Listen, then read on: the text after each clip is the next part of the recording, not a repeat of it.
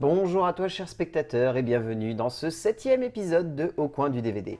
Un épisode donc qui change de lettre, on passe sur l'essai. Et dans l'essai, il y a beaucoup de choses chez moi. Je crois que la section C est quand même une des plus fournies de ma DVD Tech parce que, étrangement, c'est un peu bizarre, je sais à dire, mais lorsque j'ai jeté un petit coup d'œil juste avant de faire la vidéo, je me suis rendu compte que dans l'essai, il y avait quand même pas mal de petites perles.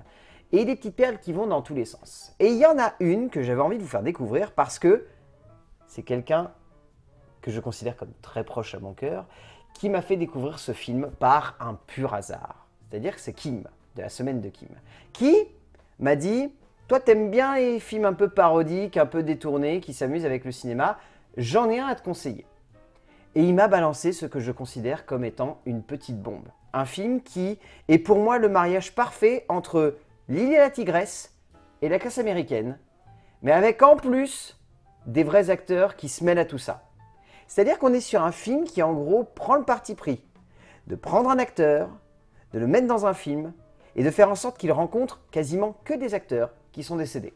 Ou s'ils ne sont décédés, qui ont pas mal pris de l'âge.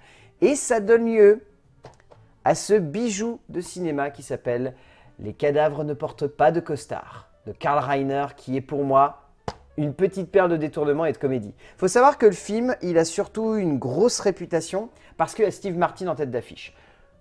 Je ne sais pas si vous voyez vraiment qui est Steve Martin. Steve Martin, c'est un acteur qui, dans les années 80 et 90, a vraiment eu ses heures de gloire avec du stand-up, avec des shows télé, avec quelques cérémonies présentées à gauche et à droite, mais avant tout parce que c'est un acteur américain extrêmement doué, qui a une vraie gestuelle, qui a un vrai charisme, dont l'un des rares faits de guerre que les gens ont tendance à retenir, c'est malheureusement 13 à la douzaine, qui pour moi ne le représente pas forcément hyper bien. Enfin, je veux dire, il a été capable de livrer des choses bien plus intéressantes, dont cette petite perle, qui est quand même assez jouissive. C'est-à-dire qu'en gros, c'est juste l'histoire d'un détective, dans les années 50, qui va mener une petite enquête, et il va croiser, comme ça, Humphrey Bogart, Cary Grant, Burt Lancaster, enfin, plein d'acteurs qui, à l'époque du film, étaient soit décédés, soit trop vieux. Et le délire est juste jouissif. Enfin, vraiment, c'est un de ces films devant lesquels j'ai pas pu m'empêcher de me taper des barres quasi constamment parce que ça veut vraiment jouer de manière très détournée avec les outils du cinéma.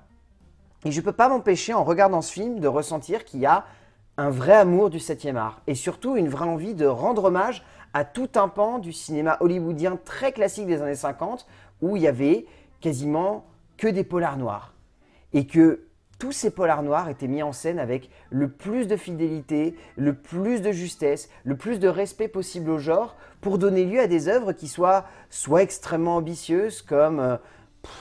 j'en sais rien, honnêtement, je pourrais me perdre, mais il y a Le Faucon Maltais, enfin, Casablanca, tous ces films-là, c'était des films qui, en termes d'ambiance, en termes de construction, de style, cherchaient vraiment à faire ça de la manière la plus classe possible. Et on sent que Les cadavres ne portent pas de costard est un film qui a envie vraiment de s'ancrer là-dedans. Il y a un autre argument, c'est le fait que le film, du coup, se sert de pas mal d'extraits de vieux films ou va encore plus loin, essaye de détourer et du coup de greffer dans l'image à la fois Steve Martin et des vieux acteurs, ce qui est un pari quand même assez risqué vu l'époque dans laquelle a été tourné le film.